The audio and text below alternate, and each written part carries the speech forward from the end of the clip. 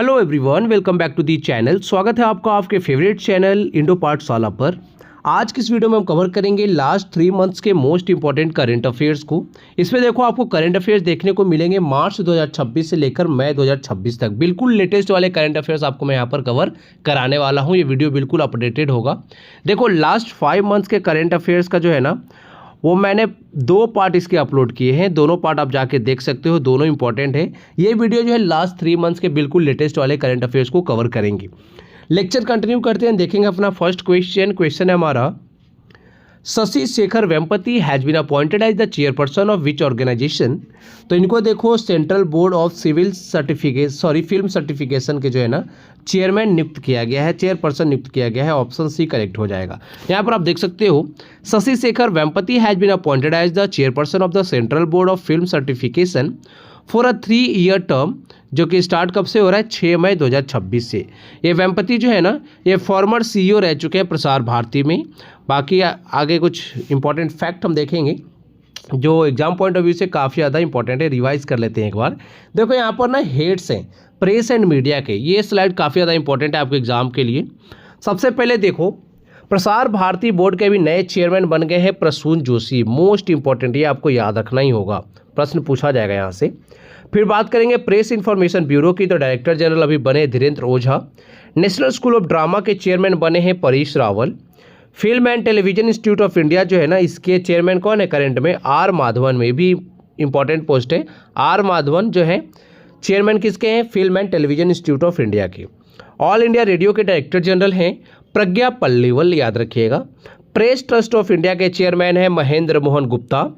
United news of India के chairman है सागर मुखोपाध्याय।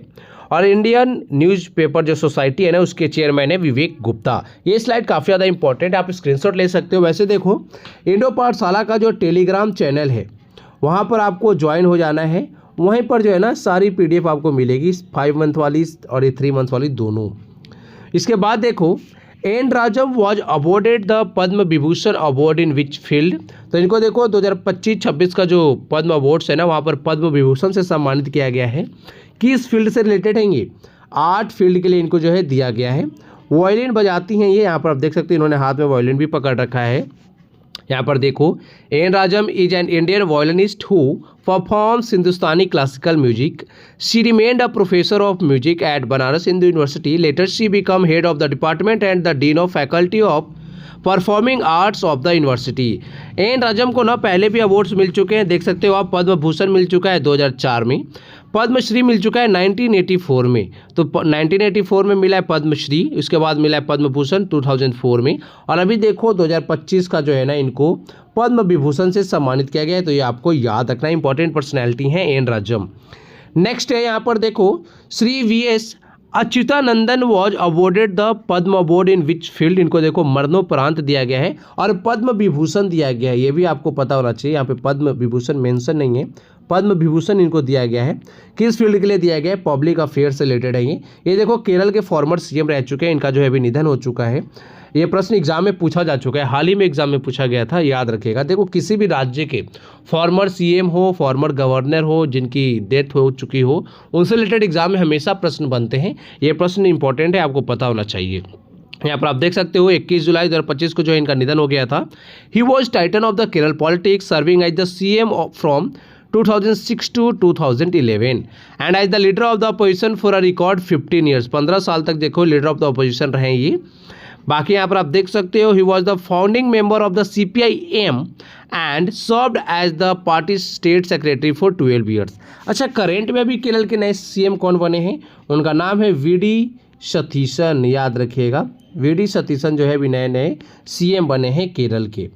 आगे देखेंगे, केरल की बात हो ही रही है तो आप सबको पता होगा, केरल जो है बर्ड एटलस जारी करने वाला पहला राज्य बना है, याद रखना। बर्ड एटलस जारी करने वाला पहला राज्य बना है। और बुजुर्गों के लिए जो है बजट पेश करने वाला भी पहला राज्य बना है केरल, ये भी आपको पता होना चाहिए। यहाँ पे केरल में ही अगर बात करेंगे तो साइलेंट वैली नेशनल पार्क है, ये भी इंपॉर्टेंट है, एग्जाम में पूछते हैं कभी कभी। साइलेंट वैली काफ़ी ज़्यादा पूछा गया है। आगे देखो, बेसिक फैक्ट्स है यहाँ पर पद्म अवार्ड 2026 से रिलेटेड। प्रेसिडेंट मुर्मू जो है ना, हमारी द्रौपदी मुर्मू जी, उन्होंने अप्रूव किया टोटल 131 पद्म अवार्ड। यहाँ पर देखो 2 डीओ केसेस है जिसको जो है एक ही काउंट किया जाता है, ठीक है। बाकी बात करेंगे कैटेगरी वाइज, अगर यहाँ पर हम ब्रेकअप करेंगे तो पद्म विभूषण मिला है 5, पद्म भूषण मिला है 13 और पद्मश्री मिला है 113। अगर हम बात करेंगे मरणोपरांत तो यहाँ पर देखो 16 लोगों को जो है मरणोपरांत अवार्ड दिया गया है। विमेन अवार्डीज की बात करें टोटल यहाँ पर देखो 19 महिलाओं को जो है ना अवार्ड दिया गया है। फॉरेन और ओवरसीज अवार्डीज की बात करें तो 6 लोगों को मिला है। बाकी आपको देखो पद्म अवार्ड से रिलेटेड ना वीडियो हमने एक अपलोड किया है हमारे चैनल पे कल परसों ही, पद्म अवार्ड से रिलेटेड, आप जाकर उस वीडियो को देखिए। वहाँ पर ना आपको सारा स्टैटिक फैक्ट कवर कराया गया पद्म अवार्ड से रिलेटेड, और साथ में जितने भी करंट अफेयर्स के क्वेश्चंस बन सकते हैं 2025-26 पद्म अवार्ड से रिलेटेड सब कुछ कवर कराया गया। कंप्लीट वीडियो आप जाके चैनल पे जाके सर्च करके देख सकते हो, कल या परसों ही अपलोड हुआ है। नेक्स्ट क्वेश्चन है, who is the author of the book titled Karuna the power of compassion released in March 2026। तो ये बुक किसकी है? इसको लिखा है कैलाश सत्यार्थी जी ने। ऑप्शन बी करेक्ट हो जाएगा। कैलाश सत्यार्थी देखो फाउंडर है बचपन बचाओ आंदोलन के। इनको देखो नोबेल पीस प्राइज से भी सम्मानित किया जा चुका है 2014 में। इनके साथ एक और व्यक्ति थे, मलाला यूसुफजई थी। ये कहाँ की हैं? पाकिस्तान की सोशल एक्टिविस्ट हैं, ये आपको पता होना चाहिए।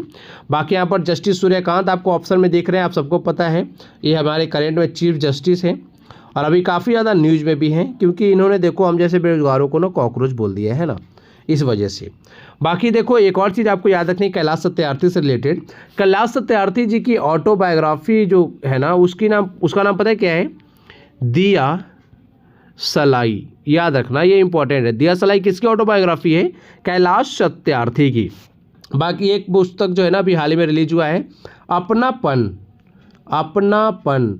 इस किताब को पता है किसने लिखा है? जो हमारे एग्रीकल्चर मिनिस्टर है ना करेंट में, शिवराज सिंह चौहान, उन्होंने लिखा है अपनापन, शिवराज सिंह चौहान। याद रख लेना, ये इंपॉर्टेंट है, पूछा जाएगा। आगे देखो अभी हाल ही में आरआरबी ग्रुप डी का एग्जाम हुआ है और आरआरबी एनटीपीसी ग्रेजुएट लेवल का एग्जाम हुआ है 2025-26 वाला। वहाँ पर देखो बुक से रिलेटेड कितने सारे क्वेश्चंस पूछे गए हैं। सबसे पहले यहाँ पर देखो अमिताभ घोष की पुस्तक पूछी गई है वाइल्ड फिक्शंस, ये आपको याद रखना है, इंपॉर्टेंट है। अच्छा, अमिताभ घोष वही व्यक्ति है ना जिनको पहली बार इंग्लिश भाषा के लिए ना, इंग्लिश लैंग्वेज के लिए ज्ञानपीठ अवार्ड दिया गया था। इंग्लिश लैंग्वेज के लिए ज्ञानपीठ अवार्ड दिया गया था। किस ईयर में दिया गया था? 2018 में। कौन सा अवार्ड था? नंबर के अगर पूछे तो 54th अवार्ड था, 54th ज्ञानपीठ अवार्ड अमिताभ घोष को दिया गया था। ये पहले व्यक्ति थे जिनको इंग्लिश लैंग्वेज के लिए जो है ना ज्ञानपीठ अवार्ड दिया गया था, ये आपको पता होना चाहिए। बाकी यहाँ पर देखो वाइल्ड फिक्शन जो है इन्हीं की किताब है। अनिरुद्ध जो कनिशेट्टी है ना, उन्होंने एक किताब लिखा है लॉर्ड्स ऑफ अर्थ एंड सी, ये भी पुस्तक पूछा गया है। अरुंधति रॉय की एक किताब है mother Mary comes to me, most important, याद रख लेना। ये पुस्तक भी काफ़ी ज़्यादा एग्जाम में पूछा जा रहा है कि इनकी पुस्तक है अरुंधति रॉय की। बुकर पुरस्कार से सम्मानित होने वाली पहली भारतीय हैं अरुंधति रॉय, ठीक है। 1997 में इनको जो है ना बुकर अवार्ड से सम्मानित किया गया था। कौन से नोवेल के लिए किया गया था? The God of small things, the God of small things, याद रख लेना, इंपॉर्टेंट है। अरुंधति रॉय की ही नोवेल है ये। और अभी देखो इन्होंने एक मेमोयर लिखा है mother Mary comes to me, most important है, पूछा जा रहा है एग्जाम में काफ़ी ज़्यादा। हॉट लैम्प आप सबको याद होगा, जिसको लिखा था बानू मुश्ताक ने। इसको जो इंटरनेशनल बुकर प्राइज मिला है 2025 के लिए, ये भी आपको पता होना चाहिए। इंटरनेशनल बुकर प्राइज जो है 2026 वाला किसको मिला है वो आगे हम देखेंगे। वाई द कॉन्स्टिट्यूशन मैटर्स, इसको लिखा है हमारे chief justice, former chief justice हैं ये, जस्टिस DY चंद्रचूड़ ने, याद रखिएगा। बाकी आप देख सकते हो after visiting India and learning about Indian culture, आल बरूनी ने लिखा था किताब अल हिंद, ये भी किताब जो है पूछी गई एग्जाम में। बाकी नेशनल बुक अवार्ड्स के लिए यहाँ पर देखो रिकॉग्नाइज किया गया ऑथर्स को, जो कि है रबिया आलमदीन एंड उमर एल अकाड, याद रखिएगा, टॉप ऑनर को जो है दिया गया है। मुगल कोर्ट में जो हिस्टोरियन रहते थे ना अबुल फजल, उन्होंने भी एक किताब लिखा था अकबरनामा, काफ़ी ज़्यादा एग्जाम में पूछा गया। अकबरनामा किसने लिखा है? तो अबुल फजल ने लिखा है, याद रखिएगा। विनायक दामोदर सावरकर की बात करें तो उन्होंने भी एक किताब लिखी थी the Indian war of independence 1857। बाकी कलहन देखो, कलहन के द्वारा लिखा गया है राज तरंगिणी, याद रखिएगा, मोस्ट इंपॉर्टेंट है, पूछा जाता है। जो इस तरह से आपको देखो एक और पुस्तक पूछा जाएगा गीता रहस्य। गीता रहस्य जो है किसने लिखा है? उसको लिखा है बाल गंगाधर तिलक ने, याद रखिएगा, बहुत ज़्यादा पूछा आता है। Discovery of India, discovery of India, discovery of India को किसने लिखा है? ये लिखा है हमारे जो पहले PM थे ना जवाहरलाल नेहरू जी ने, याद रखिएगा, इंपॉर्टेंट है। इतनी किताबें आपको देखो पता होनी चाहिए। वैसे बुक्स एंड ऑथर्स की एक स्टैटिक जीके की ना पूरी लिस्ट वाली वीडियो हमने अपलोड किया है हमारे चैनल पे। देखो 3-4 दिन पहले वो वीडियो आया था, सारे PYQs कराए गए, जितने भी बुक्स एंड ऑथर्स से रिलेटेड है ना, सारे PYQs वहाँ पे कवर है। उस बुक को आप जरूर देखना अगर आप SSC रेलवे की तैयारी करते हो तो। इंडिया के next chief of defence staff किसको अपॉइंट किया गया है? तो ये है NS राजा सुब्रमणी, याद रखिएगा। ये 3rd CDS होंगे हमारे भारत के। 2nd अनिल चौहान थे, ये 30 मई 2026 को रिटायर हो जाएंगे और इसी दिन जो है ये पदभार संभाल लेंगे। कौन? NS राजा सुब्रमणी। बाकी हमारे 1st CDS कौन थे देश के? वो थे जनरल बिपिन रावत, याद रखिएगा। इनका रोल क्या होता है? Enhances coordination among the Indian army, Indian navy and Indian air force. बाकी यहाँ पर आपको उपेंद्र द्विवेदी दिख रहे होंगे ऑप्शन में। तो ये देखो हमारे करंट में आर्मी के चीफ हैं, ठीक है। बाकी कृष्णा स्वामीनाथन जो है ना, ये भी नेवी के नए चीफ अपॉइंट किए गए हाल ही में। कृष्णा स्वामीनाथन, याद रखिएगा। एयरफोर्स के चीफ कौन है? वो है अमरप्रीत सिंह, ये आपको पता होना चाहिए। अच्छा, ये नेवी डे जो है ना हम कब ऑब्जर्व करते हैं? अच्छा चलो ये मैं अब बताता हूँ, है ना। ये नेक्स्ट क्वेश्चन नेवी से ही है, यहाँ पे बताता हूँ। Who has been appointed as the new chief of the naval staff in May 2026? तो इनका नाम है कृष्णा स्वामीनाथन। 31 तारीख को जो है अपना पद ग्रहण कर लेंगे। 31 तारीख को जो है ना ये करंट में हमारे दिनेश कुमार त्रिपाठी जो हैं चीफ हैं, ये रिटायर होने वाले हैं और ये नए कौन बन जाएंगे चीफ नेवी के? वो जाएंगे कृष्णा स्वामीनाथन, याद रखिएगा। नेवी डे हम कब ऑब्जर्व करते हैं? मैंने बहुत बार बताया ना कि नेवी में कितने लेटर्स हैं? 4 हैं। ये मनाया जाता है 4 दिसंबर को, याद कर लो। फिर बात करेंगे एयरफोर्स। तो एयरफोर्स में देखो 8 लेटर्स होते हैं, AIR, 3 हो गए उधर और इधर हो गए फोर्स में 5। तो 5 और 3 कितने हो गए? टोटल 8 हो गए। 8 अक्टूबर को होता है क्या? इंडियन एयरफोर्स डे, याद रखिएगा। इंडियन आर्मी डे होता है 15 जनवरी को। ऐसे अगर इंपॉर्टेंट डे की अगर हम बात करें तो 12 जनवरी को होता है नेशनल यूथ डे, है ना। 10 जनवरी को क्या होता है? 10 जनवरी को होता है वर्ल्ड हिंदी डे। इसी तरह से 9 जनवरी को क्या होता है? 9 जनवरी को होता है, बात करेंगे यहाँ पर, हाँ, ये आपका होता है प्रवासी भारतीय दिवस।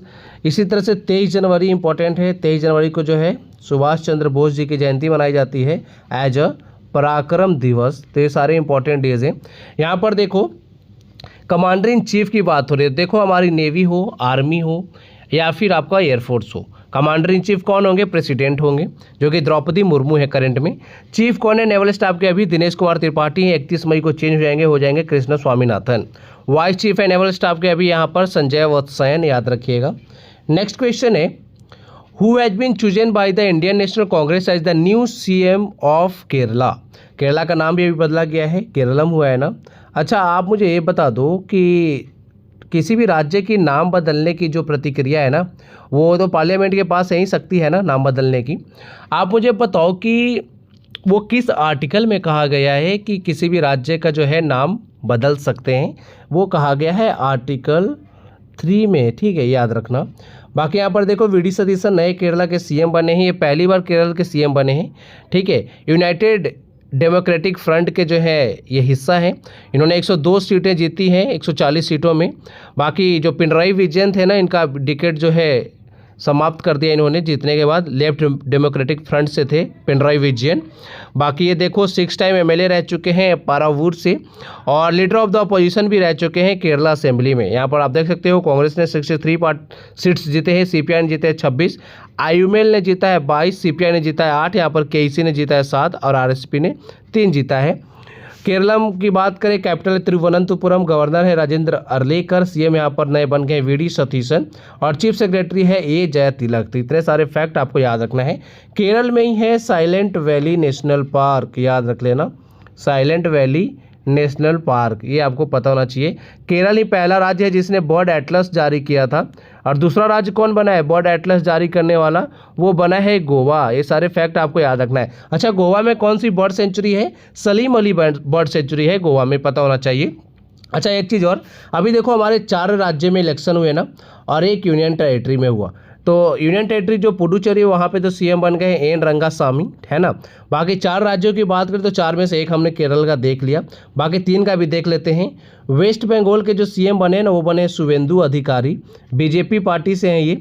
और यहाँ पे बात करेंगे अभी तमिलनाडु में नए CM बने हैं, इनका नाम है C जोसेफ विजय। तो सी जोसेफ विजय को हम विजय थलापति भी कहते हैं, सब लोग जानते हैं इनको। एक्टर हैं काफ़ी पुराने, बहुत सारी फिल्में भी हमने देखी हैं इनकी। अच्छा, ये जो विजय है ना, इनकी पार्टी का नाम क्या है? तमिलगा वैटरी कजगम, याद रखिएगा, टीवी के पार्टी है। और बाकी असम में भी चुनाव हुआ था, तो असम के सीएम सेम ही है, हेमंत बिस्वा शर्मा है, याद रखना, वो बीजेपी पार्टी के हैं हेमंत बिस्वा शर्मा। आपको असम में ही काजीरंगा नेशनल पार्क देखने को मिल जाता है, जो कि वन हॉर्न राइनोस के लिए फेमस है। फिर आपको जो है मानस नेशनल पार्क, बहुत सारे नेशनल पार्क वहाँ पे लगभग 7 हैं, सबको याद करना है, जरूरी है। आगे देखेंगे, which edition of the G7 summit will be hosted and chaired by France in 2026। तो देखो फ्रांस में जो है G7 की कौन सी समिट होने वाली है? तो ये है 52nd समिट है G7 की। यहाँ पर ऑप्शन डी करेक्ट है हमारा। यहाँ पर आप देख सकते हो 52nd G7 समिट जो है होस्ट कर रहा है, चेयर कर रहा है कौन? फ्रांस कर रहा है। और ये 15 से 17 जून 2026 में आयोजित होगा। अभी देखो वहाँ के जो प्रेसिडेंट है ना फ्रांस के, इमैनुअल मैक्रों, उन्होंने पीएम मोदी जी को इनवाइट किया है इस समिट के लिए। G7 के मेंबर्स कौन कौन है? Canada, France, Germany, Italy, Japan, UK, USA, और साथ में यूरोपियन यूनियन भी पार्टिसिपेट करता है यहाँ पर। प्रेसिडेंटी रोटेट्स होते रहती है एनुअली अमंग मेंबर कंट्री, इन्हीं में देखो रोटेट होती है। जैसे अभी मान लो फ्रांस के पास है ना, अगली बार जर्मनी के पास चली जाएगी, फिर इटली के पास चली जाएगी, इस तरह से। इंडिया को इनवाइट किया गया एज स्पेशल गेस्ट, याद रखिएगा। आगे हम कुछ इंपॉर्टेंट समिट डिस्कस करेंगे। अच्छा हाँ, अभी इंडिया में कौन सी समिट होने वाली है आपको पता है? ब्रिक्स समिट होने वाली है, याद रखना, 2026 वाली।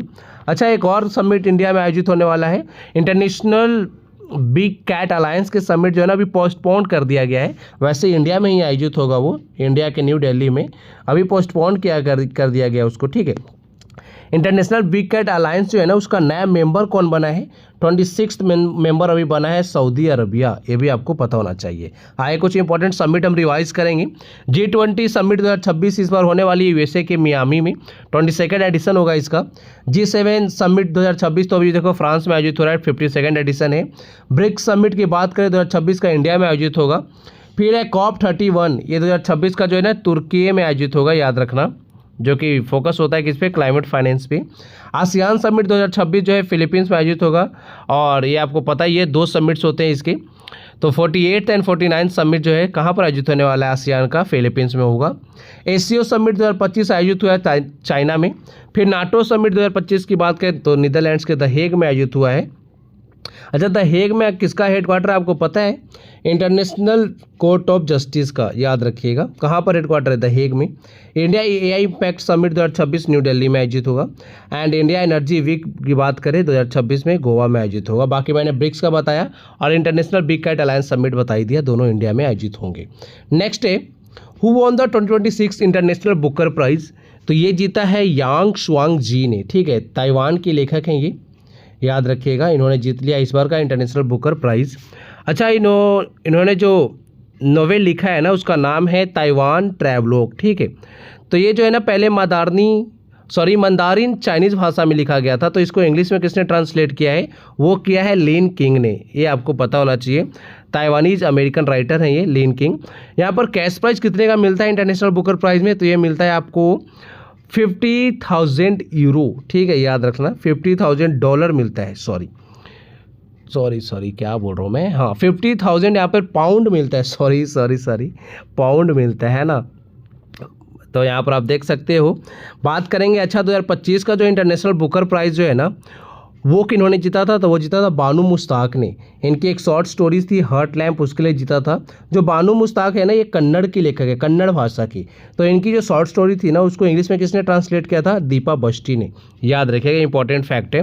अच्छा, अगर आपसे मैं ये पूछ दूँ कि पहले भारतीय कौन है जिन्होंने इंटरनेशनल बुकर प्राइज़ जीता है? तो उनका नाम है गीतांजलि श्री, याद रखिएगा, मोस्ट इंपॉर्टेंट। ये पहली भारतीय बनी थी जिन्होंने जो है ना इंटरनेशनल बुकर प्राइज़ जीता था। और इनकी जो नोवेल या फिर स्टोरीज आप बोल सकते हो वो क्या थी? टॉम्ब ऑफ सैंड, ये भी आपको याद रखना है। अगर मैं यहीं पर आपसे पूछ दूं कि पहले भारतीय ऐसे कौन जिन्होंने बुकर प्राइज़ जीता है? ये तो है International Booker Prize. Booker Prize जीतने वाले पहले भारतीय कौन है? तो वो है अरुंधति रॉय, उनका भी नाम याद रखिएगा, इंपॉर्टेंट फैक्ट है। अरुंधति रॉय की जो है ना एक नोवेल थी the God of small things, the God of, बहुत ज़्यादा प्रश्न पूछा गया इससे related, God of small things.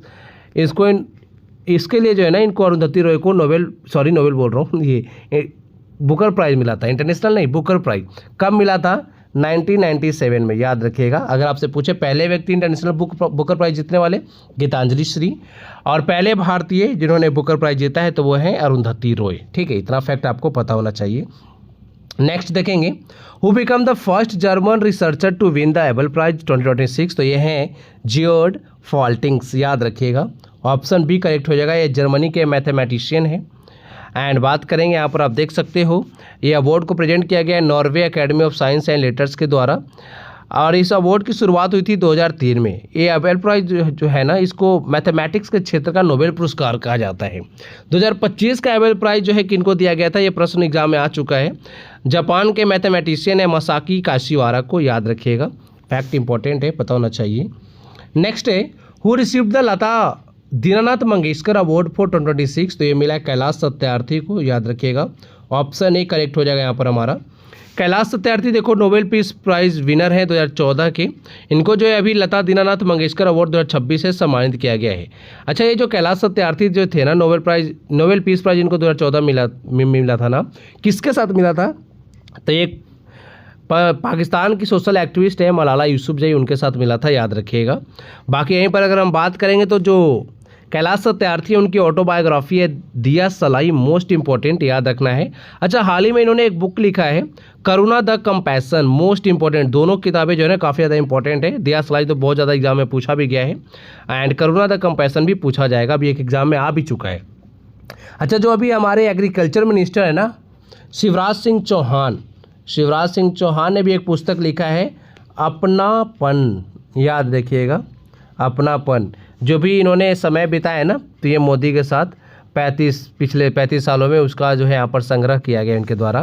बाकी यहाँ पर आप देख सकते हो जो लास्ट लता दीनानाथ मंगेशकर अवार्ड था ना 2025 वाला, ये जीता था आदित्य बिरला ग्रुप के जो चेयरमैन है ना कुमार मंगलम बिरला ने, तो ये आपको याद रखना है। अच्छा, आदित्य बिरला ग्रुप ने अभी कौन सा IPL टीम खरीदा है? RCB को खरीदा है, ये भी फैक्ट इंपॉर्टेंट है। चलो आगे देखेंगे, who was crowned Femina miss India world 2026, तो ये अभी जीत लिया है साध्वी सतीश सैल ने। साध्वी सतीश सैल किस राज्य से आती हैं? गोवा से आती हैं ये, याद रखिएगा। ये क्या है? वेन्यू गोवा नहीं, वेन्यू ओडिशा होगा, गोवा से तो ये बिलोंग करती हैं। हाँ, यहाँ पे देखो चैंपियन बनी है साध्वी सतीश सैल, गोवा के हैं।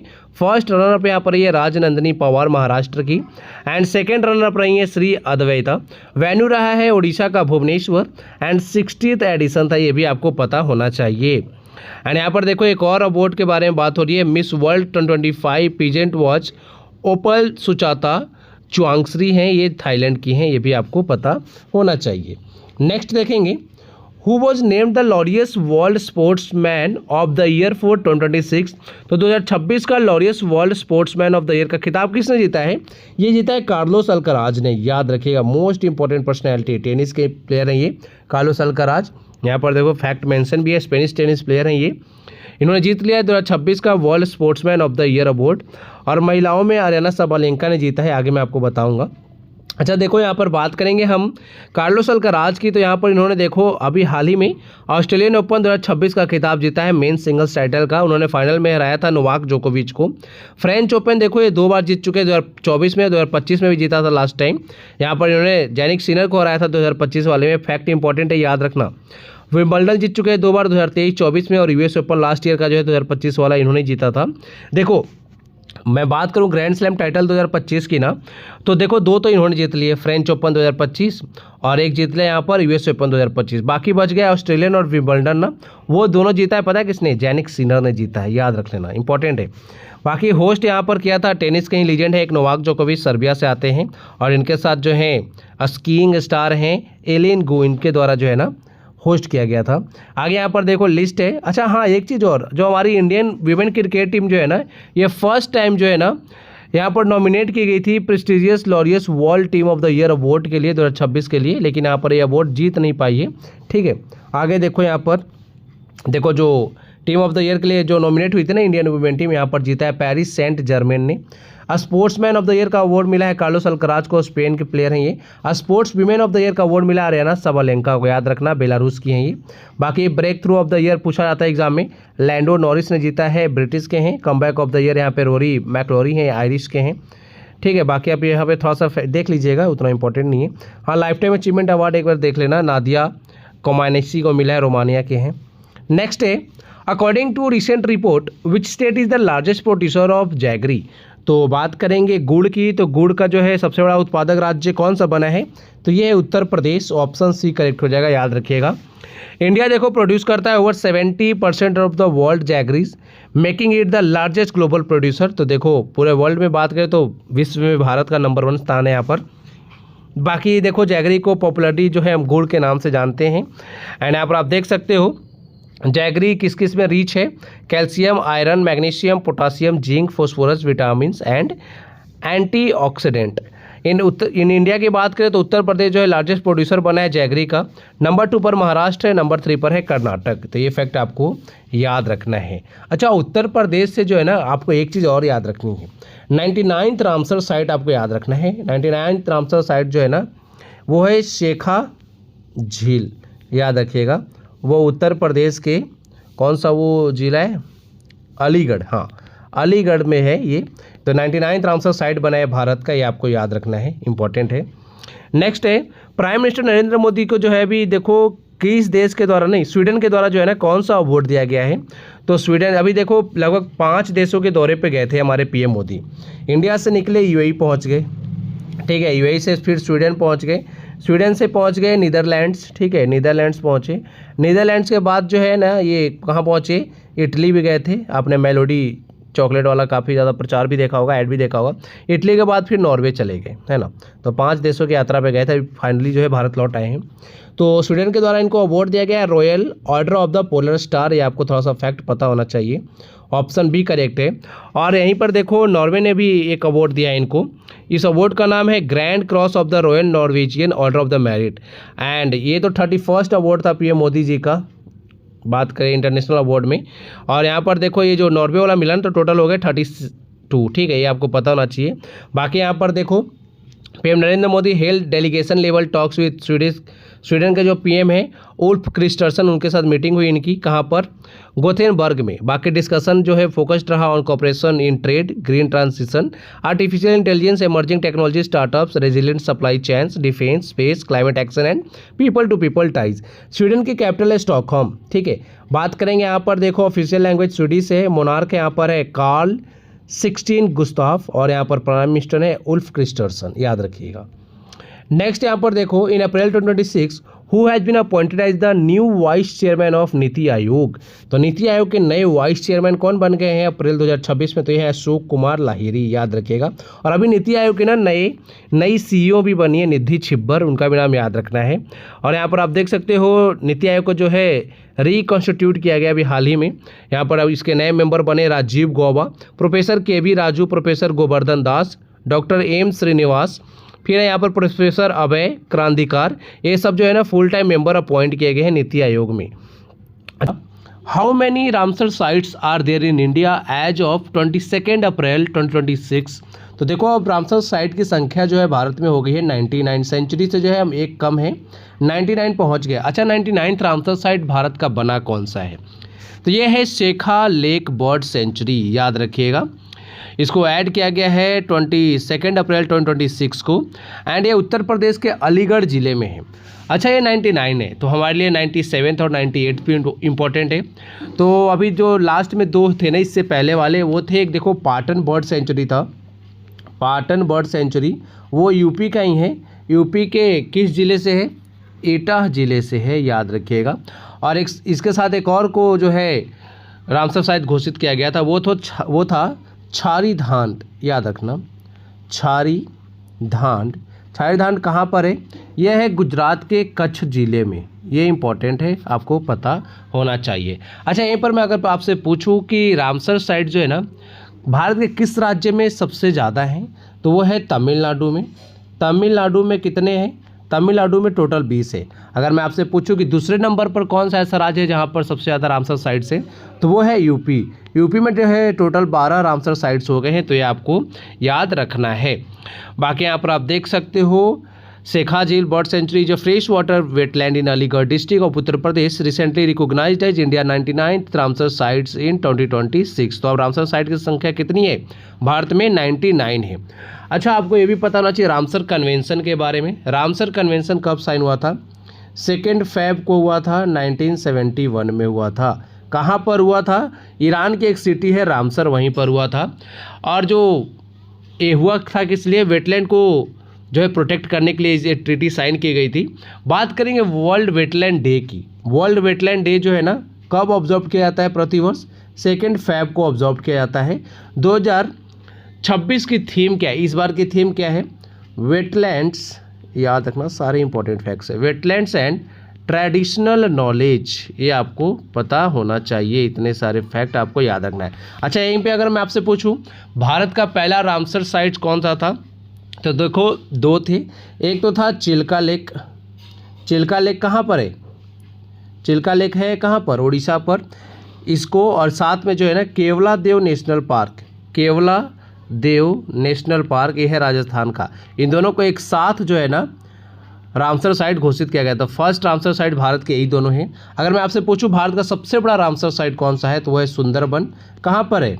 वेस्ट बंगाल में है। मैं यहीं पर आपसे पूछूं कि भारत का सबसे छोटा रामसर साइट कौन सा है, तो वो है रेणुका झील। याद रखिएगा, रेणुका झील है वो, ये है हिमाचल प्रदेश में थी। इतने सारे फैक्ट्स इस प्रश्न से बनते थे, सारे मैंने आपको बता दिए।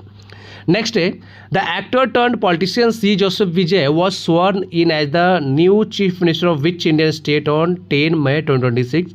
तो सी जोसेफ विजय जो है कहाँ के नए सीएम बने हैं, तो ये बने हैं तमिलनाडु के। मोस्ट इंपॉर्टेंट, याद होना चाहिए आपको। और यहाँ पर आप सबको पता ही है ये एक्टर थे, अभी जो है पॉलिटिशियन बन गए हैं। बाकी इन्होंने देखो अपना ओथ लिया है जवाहरलाल नेहरू इंडोर स्टेडियम में, चेन्नई में।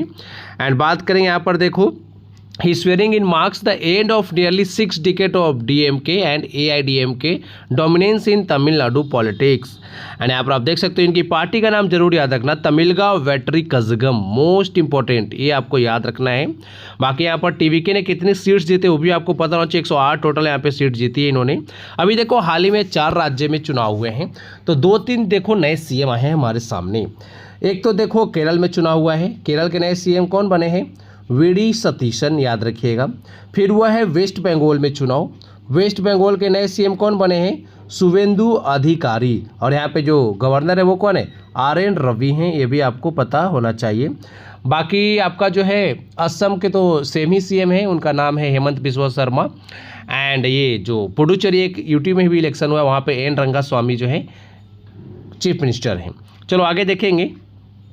नेक्स्ट यहाँ पर who has assumed charge as the new deputy governor of the RBI effective from May 4, 2026। तो रोहित जैन जो है ना नए यहाँ पे डेप्यूटी गवर्नर बने हैं आरबीआई के। ऑप्शन ए करेक्ट है। यहाँ पर आप देख सकते हैं इन्होंने किसका स्थान लिया, तो इन्होंने सक्सीड किया है जो डेप्यूटी गवर्नर थे ना टी रविशंकर, उनको।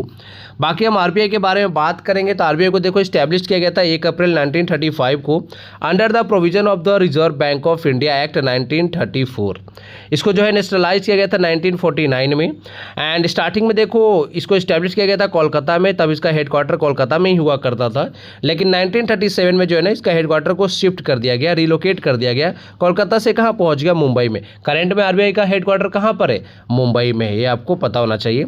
आरबीआई के करेंट में गवर्नर कौन है? तो ये है संजय मल्होत्रा। मोस्ट इंपॉर्टेंट, ये आपको पता होना चाहिए। आरबीआई में देखो 4 डेप्यूटी गवर्नर होते हैं। एक तो रोहित जैन है, इनसे पहले जो थे वो है श्री चंद्र मुर्मू, स्वामीनाथन जे और यहाँ पर है डॉक्टर पूनम गुप्ता। यानी चारों जो ऑप्शन दिख रहे हैं ना ये चारों डेप्यूटी गवर्नर हैं आरबीआई के। ठीक है, इतना आपको फैक्ट पता होना चाहिए। नेक्स्ट है which football club recently won the Indian Super League title for the first time ending a 22-year wait for a national league championship. तो पहली बार किसने जीता इंडियन सुपर लीग का खिताब? तो ये है East Bengal Football Club. Option C यहाँ पर करेक्ट हो जाएगा। आप देख सकते हैं इन्होंने फाइनल में हराया है इंटर काशी फुटबॉल क्लब को। कहाँ पर? किशोर भारती करीरंगम में। बाकी यहाँ पर देख सकते हैं इनके जो बेस्ट परफॉर्मर रहे यूसुफ एजेजारी और मोहम्मद राशिद रहे हैं। और यहाँ पे बात करेंगे एजारी जो है ना, इन्होंने 11 गोल्स लगाए हैं टोटल 13 मैचेस में, इनको जो है गोल्डन बूट मिला है। ठीक है, जो सबसे ज़्यादा गोल लगाता है ना उसको क्या मिलता है, गोल्डन बूट मिलता है। और गोलकीपर जो होता है ना, उसको बेस्ट जो गोलकीपर होता है ना पूरे टूर्नामेंट का, उसको मिलता है गोल्डन ग्लव्स, है ना। आगे यहाँ पर देख सकते हो फैक्ट मेंशन है सब आपके लिए। कब से कब तक चला ये, 14 फरवरी से 21 मई 2026 तक चला। टोटल 14 टीमों ने पार्टिसिपेट किया था, ईस्ट बंगाल ने जीता है। इसका फर्स्ट टाइटल है। फर्स्ट टाइटल की अगर बात करें ना, तो रणजी ट्रॉफी की अगर मैं बात करूं, रणजी ट्रॉफी पहली बार जीता है जम्मू एंड कश्मीर, याद रखिएगा। इन्होंने कर्नाटक को हरा दिया था फाइनल में। इसी तरह से बात करूं फर्स्ट ट्रॉफी की, तो सैयद मुश्ताक अली ट्रॉफी जो है ना 2026 25-26 का, वो जीता है झारखंड ने। इनका पहला खिताब है, ये भी आपको पता होना चाहिए, इंपॉर्टेंट फैक्ट है। बाकी यहाँ पर देखो बेस्ट प्लेयर रहे हैं मिगुएल फिगुएरा, ईस्ट बंगाल के लिए खेल रहे थे। गोल्डन बूट मिला यहाँ पर यूसुफ एजेजारी को, 11 गोल्स किए हैं। और गोल्डन ग्लव मिला यहाँ पर ऋतिक तिवारी को, FC गोवा के लिए खेल रहे थे। ठीक है, चलो आगे देखेंगे। हु रिसीव्ड, हाँ यहीं पे एक और प्रश्न मैं आपको बता दूं, फुटबॉल से रिलेटेड बात हो रही तो बता ही देता हूं। 2026 का फीफा वर्ल्ड कप कहां पर आयोजित होगा? ये 3 देश मिलकर आयोजित कर रहे हैं। एक तो है कनाडा, दूसरा है USA और तीसरा है मैक्सिको। और ये भी आपको पता होना चाहिए कि फीफा वर्ल्ड कप 2026 से एक टीम ने विड्रॉ कर लिया, क्योंकि अभी देखो युद्ध चल रहा है काफ़ी ज़्यादा ईरान और अमेरिका के बीच में। तो ईरान ने जो है ना विड्रॉ कर लिया फीफा वर्ल्ड कप 2026 से, ये आपको पता होना चाहिए।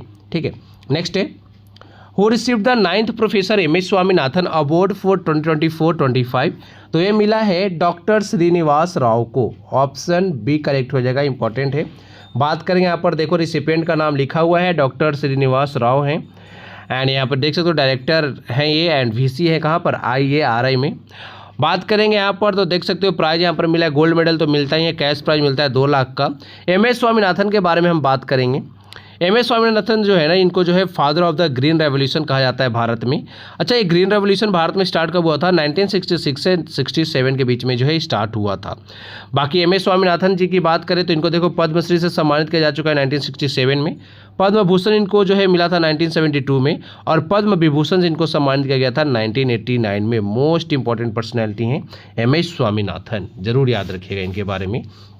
नेक्स्ट देखेंगे who has been selected for the 60th Jnanpith award 2025। तो 60वां जो है ना ज्ञानपीठ अवार्ड 2025 किसको मिलने वाला है? ये मिलेगा R वैरमुथु को। मोस्ट इंपॉर्टेंट पर्सनैलिटी, याद रखना है। ये सारे प्रश्न काफ़ी ज़्यादा इंपॉर्टेंट होते हैं। ज्ञानपीठ अवार्ड, सरस्वती सम्मान, साहित्य अकेडमी अवार्ड, ऑस्कर, सारे इंपॉर्टेंट है। बाकी यहाँ पर देखो नंबरिंग की गई है, तो 60वें है ना। 59th मिला था विनोद कुमार शुक्ल को, इनका जो है निधन भी हो चुका है। 58th की बात करें जगत गुरु रामभद्राचार्य और गुलजार को मिला था। 57th मिला था दामोदर मौर्य को। इसके पीछे ज़्यादा नहीं जाएंगे। हाँ, आपको ये पता होना चाहिए कि फर्स्ट ज्ञानपीठ अवार्ड जो है ना किसको मिला था। फर्स्ट ज्ञानपीठ अवार्ड जो है मिला था, इनका नाम है G शंकर कुरूप, याद रखिएगा G शंकर कुरूप। कब मिला था, किस ईयर में मिला था? तो ये मिला था 1965 में, इनको याद रखिएगा। इनकी एक जो कहानी थी ना उसके लिए मिला था, ओडाकू झाल के लिए, ओडाकू झाल, याद रखिएगा।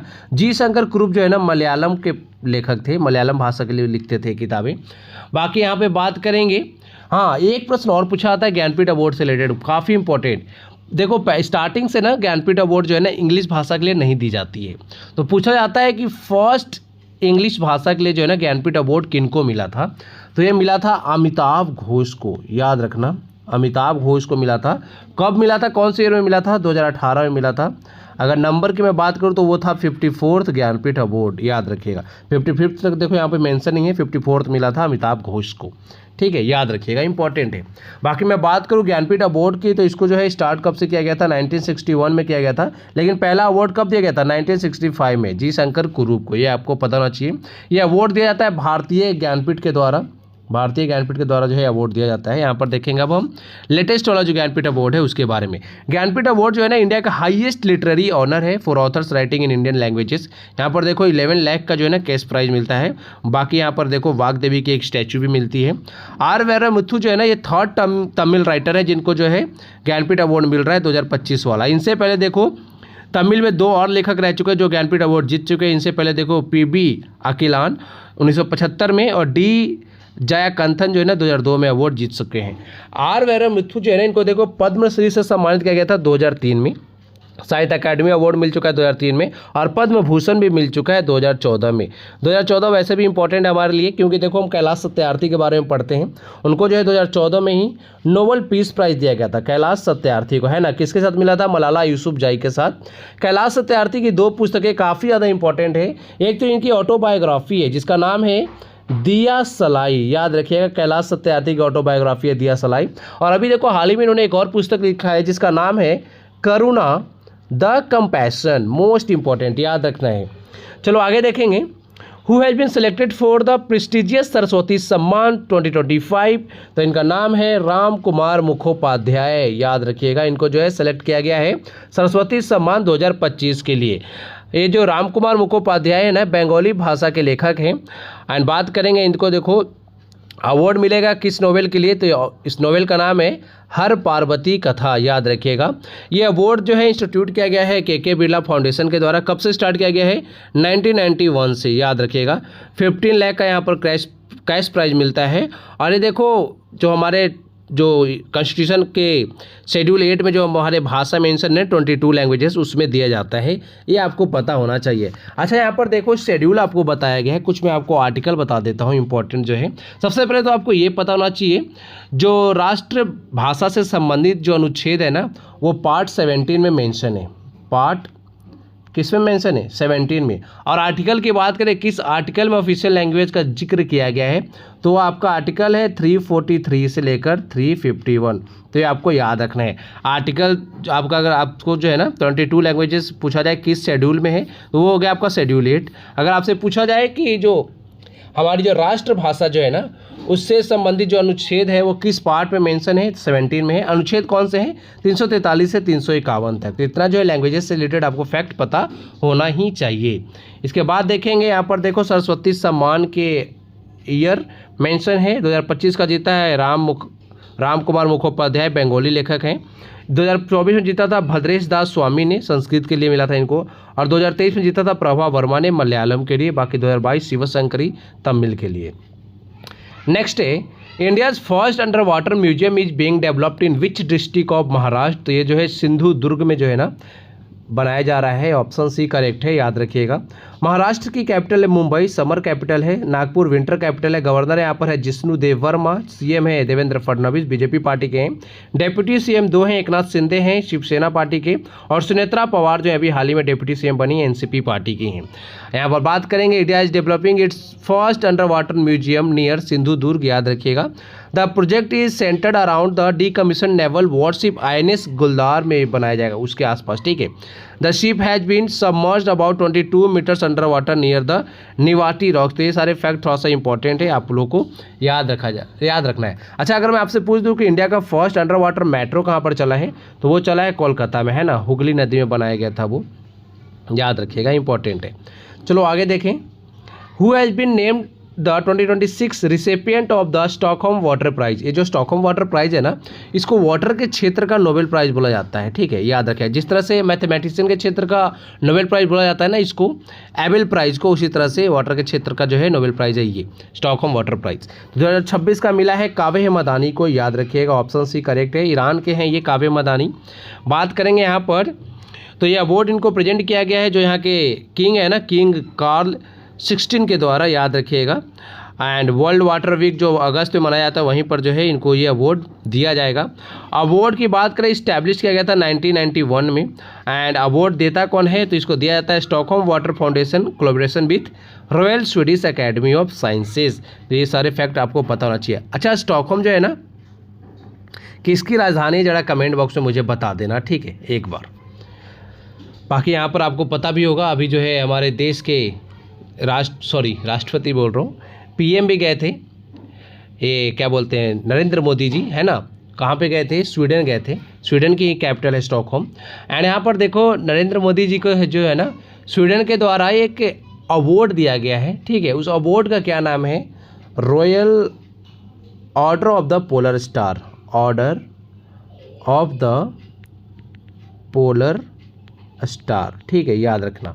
ये दिया गया स्वीडन के द्वारा PM नरेंद्र मोदी जी को। नेक्स्ट है the 98th academy awards were held at which venue in Los Angeles. तो ये लॉस एंजलिस के कहाँ पर आयोजित हुआ है? ये आयोजित हुआ है डॉल्बी थिएटर में, याद रखिएगा, इंपॉर्टेंट है, पूछा जाएगा। 98th अकेडमी अवार्ड्स की बात करें तो इसको देखो होस्ट किया गया है कोनन ओब्रायन के द्वारा। बाकी यहाँ पर देखो बेस्ट एक्टर का अवार्ड मिला है सीनर्स मूवी के लिए माइकल बी जॉर्डन को। एंड सीनर्स जो है इन्होंने 66 नॉमिनेशन इनको मिला था, हाईएस्ट इन ऑस्कर हिस्ट्री, ये भी आपको पता होना चाहिए। बाकी हम आगे देखेंगे, यहाँ पर देखो इंपॉर्टेंट सारे अवार्ड्स मेंशन है आपके लिए। अवार्ड से रिलेटेड ना, इससे रिलेटेड फिल्म की जगत से एक और आपको प्रश्न कहूँगा जो काफ़ी ज़्यादा इंपॉर्टेंट है। पहले ऑस्कर की लिस्ट देखो। बेस्ट पिक्चर का अवार्ड मिला है वन बैटल आफ्टर अनदर को। बेस्ट एक्टर का अवार्ड मिला है माइकल बी जॉर्डन को, सीनर्स मूवी में इन्होंने काम किया। बेस्ट एक्ट्रेस का अवार्ड मिला है जेसी बकले को, हैमनेट में इन्होंने काम किया है। बेस्ट सपोर्टिंग एक्टर मिला है सीन पेन को वन बैटल आफ्टर अनदर के लिए। बेस्ट सपोर्टिंग एक्ट्रेस का मिला है एमी मैडिगन को। बेस्ट डायरेक्टर मोस्ट इंपॉर्टेंट पूछा जाएगा ये मिला है पॉल थॉमस एंडरसन को वन बैटल आफ्टर अनदर के लिए, ये इंपॉर्टेंट है, पूछा जाता है, ठीक है। बेस्ट ओरिजिनल स्कोर का मिला है यहाँ पर देख सकते हो लुडविक को। बेस्ट एनिमेटेड का मिला है यहाँ पर के पॉप डायमंड हंटर्स को। बाकी उतना इंपॉर्टेंट नहीं है, बेस्ट एक्टर एक्ट्रेस ये सब याद रख लेना, ऊपर वाले सारे इंपॉर्टेंट है। अच्छा, बाफ्टा अवार्ड इंपॉर्टेंट है। बाफ्टा अवार्ड देखो किसके द्वारा दिया जाता है? ब्रिटेन के द्वारा दिया जाता है ना। यहाँ पर एक हमारी भारत की मूवी है जिसका नाम पता है क्या है? बूंग, ठीक है, याद रखना। उससे रिलेटेड प्रश्न जो है ना अभी यूपीएससी में पूछा गया था। कल का जो एग्जाम हुआ है ना यूपीएससी प्रीलिम 2026 वाला, वहाँ पर एक प्रश्न पूछा गया था। प्रश्न देखो मैंने आपके लिए आगे यहाँ पे लगा दिया है ना। देखो पूछ रहा है क्या? Consider the following statements with regard to the film Boong. यहाँ पर आपको जो राइट आंसर जो है ना, करेक्ट आंसर चुनने हैं। पहले ऑप्शन में कहा जा रहा है जो the film has recently won the British Academy of Film and Television Arts award in the children's and family film category. तो ये ऑप्शन बिल्कुल सही है, इसी कैटेगरी में बूम को जो है अवार्ड मिला है। The film is directed by Lakshmi Priya Devi, हाँ बिल्कुल सही है, लक्ष्मी प्रिया देवी ने ही जो है इसको डायरेक्ट किया है। एंड यहाँ पर पूछा जा रहा है, बताया गया ऑप्शन में कि ये जो फिल्म है ना, ये फर्स्ट इंडियन फिल्म बना है जिसने जीता है BAFTA award in the children's and family film category. ये भी सही है, ऑप्शन ए करेक्ट हो जाएगा। ए जो है 1 2 3 तीनों ऑप्शन यहाँ पर करेक्ट है, तो ये आपको याद रखना है। देखो इतना आपको डिटेल में तो नहीं पूछेंगे, लेकिन आपको जो है डायरेक्टर का नाम पूछ लेंगे। हाँ, आपसे ये पूछ सकते हैं ये बूंग जो मूवी है ना किस क्षेत्र की है? तो मणिपुर की मूवी है, ये याद रख लेना, मणिपुर की मूवी है। मोस्ट इंपॉर्टेंट डायरेक्टर का नाम जरूर याद रखना, जरूर पूछेंगे आपसे। 79th बाफ्टा अवार्ड जो अभी मिला है ना, वहीं पर जो है इसको सम्मानित किया गया है। मोस्ट इंपॉर्टेंट मूवी है अभी तक हमारे एग्जाम के लिए, याद रखेंगे सब लोग। अगला प्रश्न है which state hosted the world ocean science Congress 2026। तो ये जो है हुआ है गोवा में, याद रखिएगा। गोवा की कैपिटल क्या है? पणजी है। यहाँ पे सीएम कौन है? वो है प्रमोद सावंत। गोवा में देखो सलीम अली एक बर्ड सेंचुरी है, ये भी आपको पता होना चाहिए। यहाँ पर आप देख सकते हो सीएम प्रमोद सावंत जो है emphasised marine sustainability and Goa 193 kilometre coast line के थीम्स यहाँ पर है ocean health and climate change, coastal resilience and maritime safety, sustainable blue economy, innovation in ocean technology and AI driven marine research. Next है where was the African Union summit 2026 held. तो African Union की जो summit है 2026 वाली कहाँ पर आयोजित हुई है? ये आयोजित हुआ है इथियोपिया में, याद रखिएगा। इथियोपिया के जो है ना करेंट में पीएम कौन है? अबी अहमद हैं, अबी अहमद, याद रखना। यहाँ की कैपिटल है अदीस अबाबा, ये भी आपको पता होना चाहिए। तो देख सकते हो यहाँ पर 39th ऑर्डिनरी सेशन जो है assembly of the African Union summit 2026 ये आयोजित हुआ है कहाँ पर? एयू का जो हेड क्वार्टर है ना अदीस अबाबा में, जो कि इथियोपिया की कैपिटल है, वहीं पर हुआ है। थीम है ensuring the sustainable availability of the safe water and sanitation system, याद रखिएगा। हाँ देखो अफ्रीका के ना अभी कंट्री जो है न्यूज़ में थे, 2 कंट्री न्यूज में थे, ये आपको पता होना चाहिए। क्योंकि देखो वहाँ पर फैल गया है इबोला वायरस, इबोला डिजीज़ आ गया है। तो वहाँ पर देखो न्यूज में जो कंट्री है ना, एक तो है कॉन्गो, दूसरा है युगांडा। क्यों न्यूज में है ये कॉन्गो और युगांडा? क्योंकि यहाँ पर ये क्या बोलते हैं इबोला डिजीज़ फैल रहा है फिर से। तो WHO जो है ना उसने डिक्लेयर किया है इबोला वायरस को public health emergency of international concern, याद रखना। WHO के द्वारा क्या डिक्लेयर किया गया है? Public health emergency of international concern. Ebola disease अभी केसेस यहाँ पे बहुत ज़्यादा आ रहे हैं कॉन्गो और युगांडा में, याद रखना। अच्छा, इथियोपिया से रिलेटेड एक और फैक्ट आपको याद रखना। ये तो देखो लैंडलॉक कंट्री है। जो हॉर्न ऑफ अफ्रीका है ना, इस तरह का जो क्षेत्र है अफ्रीका का, हॉर्न ऑफ अफ्रीका का पार्ट है इथियोपिया, ठीक है। और इथियोपिया के साथ साथ देखो वहाँ पर सोमालिया है, एक है एरिट्रिया, ठीक है, और तीसरा हो गया जिबूती, ठीक है, याद रखना, और चौथा इथियोपिया। हॉर्न ऑफ अफ्रीका में 4 कंट्री हैं, इथियोपिया, जिबूती, सोमालिया और एरिट्रिया, याद रखना है, इंपॉर्टेंट फैक्ट है ये। नेक्स्ट है यहाँ पर कुछ इंपॉर्टेंट समिट्स को रिवाइज करेंगे। G20 समिट 2026 का आयोजित होगा यूएसए के मियामी में। G7 समिट 2026 जो है ये आयोजित होगा फ्रांस में, याद रखिएगा। ब्रिक्स समिट 2026 इंडिया में आयोजित होने वाला है। इंडिया में एक और समिट आयोजित होने वाला है जो कि है International Big Cat Alliance summit. देखो आयोजित होने वाला था, अभी उसको पोस्टपोन किया गया, होगा इंडिया में ही, ये कंफर्म रहना। COP31 जो है UN क्लाइमेट, ये कहाँ पर आयोजित होगा 2026 वाला, तुर्की में आयोजित होगा। आसियान समिट 2026 जो है फिलीपींस में आयोजित होगा, याद रखिएगा। एशियो समिट 2025 की बात करें चाइना के तियानजिन में। नाटो समिट 2025 नीदरलैंड्स के द हेग में।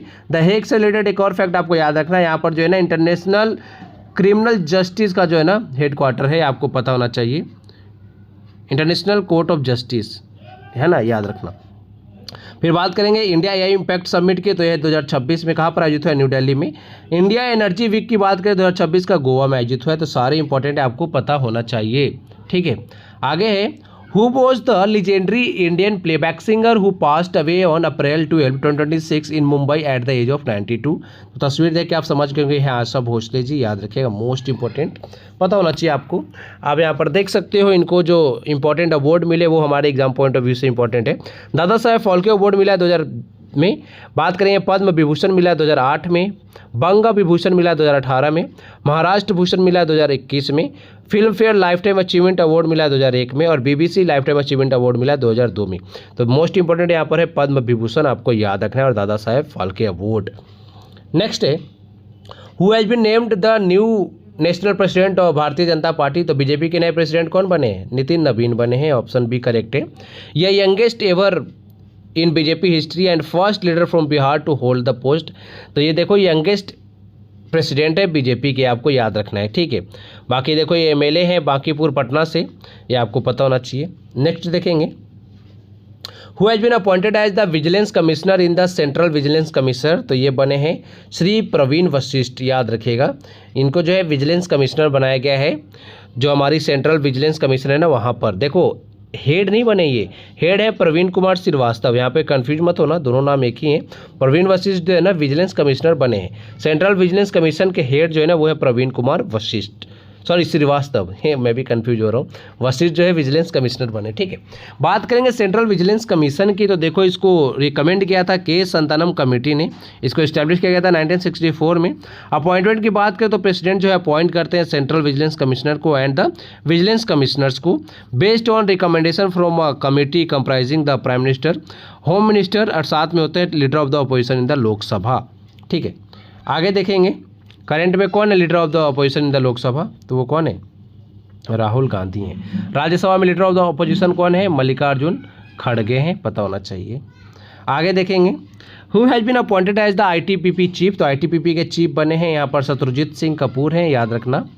बाकी यहाँ पर बात करेंगे ITPP का फुल फॉर्म होता है इंडो तिब्बतन बॉर्डर पुलिस, इसको जो है इस्टेब्लिश किया गया था 24 अक्टूबर 1962 में, आपको याद रखना है, ठीक है। नेक्स्ट देखेंगे who has been appointed as the chief coach of the Indian women's hockey team by Hockey India. तो हॉकी इंडिया के द्वारा जो है ना इंडियंस वीमेन हॉकी टीम का नया चीफ कोच किसे बनाया गया है, ये है जियोड मरीजने, याद रखना, ऑप्शन सी करेक्ट हो जाएगा। जियोड मरीजने जो है ना नीदरलैंड्स के, इनको जो है चीफ कोच बनाया गया इंडियन वीमेंस हॉकी टीम का। बात करेंगे यहाँ पर हॉकी इंडिया के प्रेसिडेंट कौन है, दिलीप तिर्की हैं, और करंट में हमारे जो है minister of youth affairs and sports कौन है, तो वह है मनसुख मंडाविया। 2026 का जो है ना वीमेन हॉकी वर्ल्ड कप कहाँ पर आयोजित होने वाला है, नीदरलैंड्स एंड बेल्जियम में। मोस्ट इंपॉर्टेंट, आपको ये फैक्ट पता होना चाहिए, इंपॉर्टेंट है काफ़ी ज़्यादा। चलो आगे देखेंगे। नेक्स्ट है who has been appointed as the BSF head. तो यहाँ पर BSF के नए हेड बने हैं प्रवीण कुमार, याद रखिएगा। बात करेंगे BSF का रिलीजिंग डे होता है 1 दिसंबर को, इसको फाउंड किया गया था 1965 में। BSF जम्मू की बात करें on LOC with army plus 192 kilometre border with Pakistan. ये जो जितने भी पैरामिलिट्री फोर्सेस हैं ना किस मिनिस्ट्री के अंडर में आते हैं, मिनिस्ट्री ऑफ होम अफेयर्स का। मिनिस्टर कौन है यहाँ पे, अमित शाह जी हैं, याद रखना। हेडक्वार्टर कहाँ पर है BSF का, न्यू दिल्ली में है, ठीक है। नेक्स्ट है who took charge as the CEO of NITI Aayog after BBR Subrahmanyam term end. तो BBR सुब्रमण्यम का टर्म जो है खत्म हो गया, उसके बाद जो है नीति आयोग के नए CEO कौन बने हैं? ये है निधि छिब्बर, याद रख लेना, ऑप्शन बी करेक्ट है यहाँ पर हमारा। BBR सुब्रमण्यम का कार्यकाल समाप्त हो चुका है, 3 साल का कार्यकाल था इनका, 24 फरवरी 2026 को हुआ है समाप्त। तब से जो है निधि छिब्बर को जो है अपॉइंट कर दिया गया है नीति आयोग का न्यू CEO। नीति आयोग को इस्टेब्लिश किया गया था 1 जनवरी 2015 को, योजना आयोग की जगह पर आया था ये, याद रखना। इसने रिप्लेस किया था प्लानिंग कमीशन, इसी को हिंदी में बोलते हैं योजना आयोग। नेचर की बात करें तो पॉलिसी थिंक टैंक है ये गवर्नमेंट ऑफ इंडिया की। बाकी यहाँ पर देखो चेयरपर्सन जो होते हैं वो होते हैं हमारे प्राइम मिनिस्टर ऑफ इंडिया, जो कि करंट में नरेंद्र मोदी जी हैं, है ना। बात करेंगे वाइस चेयरमैन जो अपॉइंट किए जाते हैं PM के द्वारा ही। अच्छा, अभी वाइस चेयरमैन कौन बने नीति आयोग के नए? तो वो हैं अशोक कुमार लाहिरी, याद रखिएगा, इंपॉर्टेंट है, ठीक है। CEO यहाँ पर आपने देख ही लिया, निधि छिब्बर हैं। बाकी देखो फुल टाइम मेंबर्स अपॉइंट किए जाते हैं, एक्स ऑफिशियो मेंबर जो इंडियन मिनिस्टर में से अपॉइंट किया जाता है। बाकी यहाँ पर उतना इंपॉर्टेंट नहीं है। हाँ, CEO को भी अपॉइंट करते हैं PM ही, पता होना चाहिए। नेक्स्ट है when is the world heritage day observed. तो वर्ल्ड हेरिटेज डे ऑब्जर्व किया जाता है 18 अप्रैल को, ऑप्शन बी करेक्ट हो जाएगा। अगर मैं आपसे पूछ लूँ कि जो नेशनल जो हेरिटेज डे है ना वो कब ऑब्जर्व करते हैं, तो ये कब करते हैं, क्या आप मुझे कमेंट बॉक्स में बता सकते हो? बता देना एक बार भाई, ठीक है। यहाँ पर देखो 2026 की थीम है emergency response for living heritage in context of conflict and disaster, याद रखना, ठीक है। आगे देखेंगे। नेक्स्ट है when is national Panchayati Raj day celebrated annually. तो नेशनल पंचायती राज डे जो है प्रतिवर्ष कब मनाया जाता है? 24 अप्रैल को। इसी दिन देखो हमारे महान क्रिकेटर जो है ना सचिन तेंदुलकर जी की जयंती होती है, याद रखना। अच्छा, जयंती बोल रहा हूँ, बर्थडे होता है, ठीक है। सचिन तेंदुलकर की बात करें ना तो इनको देखो 2014 में भारत रत्न से सम्मानित किया गया था। एकमात्र ऐसे खिलाड़ी हैं ये अभी तक जिनको जो है भारत रत्न से सम्मानित किया गया है, सचिन तेंदुलकर, मोस्ट इंपॉर्टेंट। बाकी बात करेंगे नेशनल पंचायती राज डे जो है सेलिब्रेट किया जाता है मिनिस्ट्री ऑफ पंचायती राज के द्वारा एनुअली, कब? 24 अप्रैल को। यह हिस्टोरिक डे है जब जो है कॉन्स्टिट्यूशन एक्ट जो है 73rd अमेंडमेंट जो है पास हुआ था। कब हुआ था ये? 1992 में, याद रखना। पंचायती राज से रिलेटेड कौन सा अमेंडमेंट है हमारे पास? 73rd अमेंडमेंट 1992 में पास हुआ था। राजस्थान का जो नागौर डिस्ट्रिक्ट है ना, यहाँ पर फर्स्ट स्टेट बना था जो इंट्रोड्यूस किया था जिसने पंचायत सिस्टम को इन इंडिया आफ्टर इंडिपेंडेंस। ये फैक्ट भी इंपॉर्टेंट है। राजस्थान का नागौर डिस्ट्रिक्ट ही है पहला डिस्ट्रिक्ट जहाँ पर जो है पंचायती सिस्टम को जो है ना पहली बार इंट्रोड्यूस किया गया था। 11th schedule of Indian constitution जो है डील करता है विथ पंचायत एंड यहाँ पर जो है 29 सब्जेक्ट्स भी मेंशन है। बाकी यहाँ पर देख सकते हो 3 टियर सिस्टम ऑफ पंचायती राज। तो सबसे ऊपर होता है यहाँ पर डिस्ट्रिक्ट लेवल, ब्लॉक लेवल, सबसे नीचे होता है विलेज लेवल, ठीक है। ग्राम सभा या ग्राम पंचायत बोलते हैं, ब्लॉक लेवल को पंचायत समिति बोलते हैं और डिस्ट्रिक्ट लेवल को बोलते हैं जिला परिषद। यहाँ पे हेड होते हैं चेयरमैन, है ना।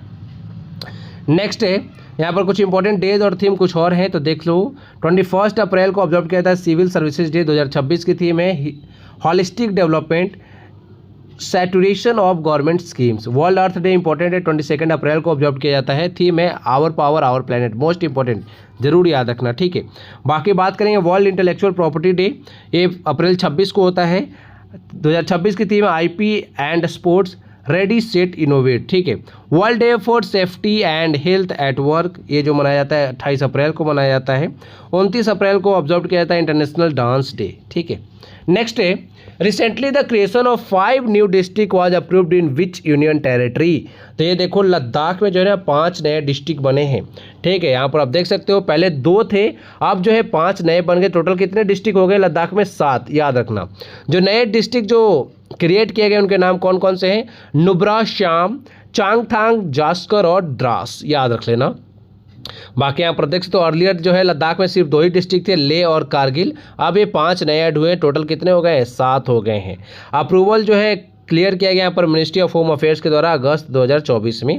अच्छा, एक की एग्जाम में पूछा गया था ना अभी हाल फिलहाल में ही कि लद्दाख को जो है ना एज अ यूनियन टेरिटरी, मतलब लद्दाख जो है यूनियन टेरिटरी कब बना था, ठीक है। तो वो बना था 31 अक्टूबर 2019 में, याद रखिएगा। जम्मू एंड कश्मीर और लद्दाख दोनों को जो है यूटी बनाया गया था 31 अक्टूबर 2019 को। 31 अक्टूबर को किनकी जयंती होती है? सरदार वल्लभ भाई पटेल जी की, most important, iron man of India, याद रख लेना। उस दिन हम मनाते हैं नेशनल यूनिटी डे, ये भी आपको पता होना चाहिए, इंपॉर्टेंट है, ठीक है। अच्छा, लद्दाख से रिलेटेड एक और इंपॉर्टेंट फैक्ट आपको पता होना चाहिए।